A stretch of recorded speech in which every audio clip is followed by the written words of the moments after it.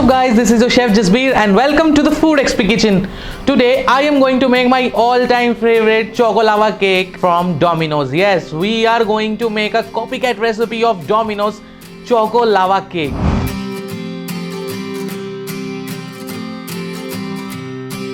The first step is to melt the dark chocolate along with some butter. I am using unsalted butter for this, and let this mixture microwave for about 40 seconds.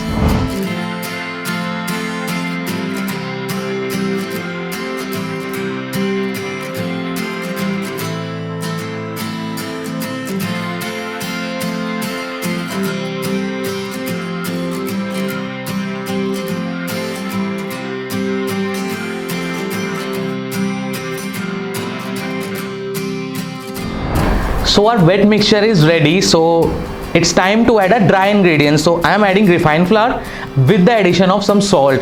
So we will add this, and we will also gonna add some vanilla essence for the flavor.